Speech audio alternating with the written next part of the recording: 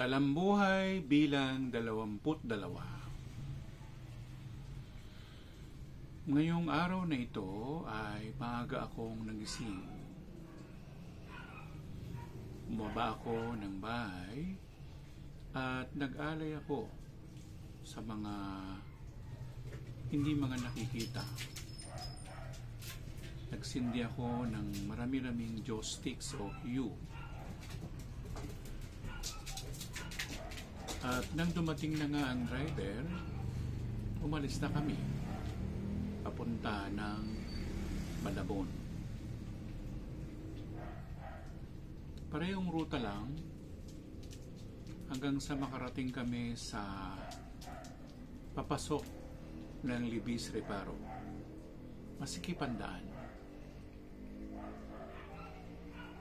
At pinababa ko na nga ang driver at pinasundo ko ang bata, si Bel.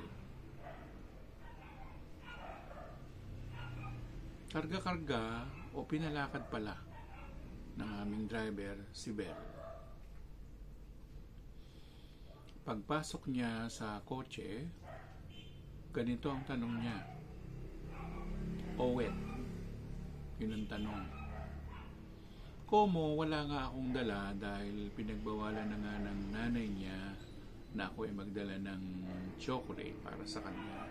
Sinabi ko na lang na bukas dadalang kita ng chocolate. At pinagmano ko siya. Inirapan ako ng bata. Tumanggi. Tapos iniiwas niya yung mukha niya dahil ilalagay ko yung kamay ko doon sa noo niya. Ayaw niya. Nagtatampo yung bata. Pero binuksan ko pa yung bakong daladalahan na pinadala ng aking may bahay. Sabi ko, meron chicken. Aba, iba naman ang hinihingi. Hinihingi niya sopas at ego o itlog. Siyempre, nagtaka ko, hindi kami dumaan sa bilihan. Dahil yun na nga ang ibibigay ko sa kanila. Tapos, kahapon, yung mismong Shizu Cafe o yung pag-aari nila Katigagi na restaurant, coffee shop, ganyan.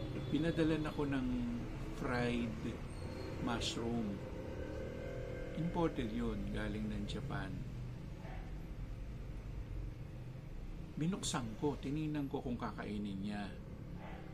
Inabot ko sa kanya, aba, kinain ng bata. Gustong gusto. Ngayon, nung bumaba na yung nanay niya para ihatid siya dun sa lola, sabi ng anak ko, gustong gusto daw ni Bel yung mushroom. Pinadala ko na lang lahat. Ayaw na rin nung nanay na iwanan yung mushroom sa kanya. So, ang bata, alam na ang anong klase yung taste buds, ito yung gusto ko, ito yung ayaw ko. Pero talaga gusto niya yung nilagang itlog at saka yung sopas, lalo na yung sopas na nilagyan ng carrots, gusto niya yun.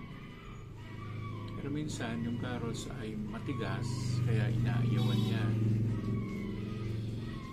Ngayon nga, nung bumaba na siya, bumabay naman, nagbabay. Pero hindi siya nag-kiss. Nung sinabi ng nanay niya na, kiss mo tata, kinis naman akong konti. Problema, parang nag-iisip, ano ba yan? Hindi ako binigyan ng chocolate.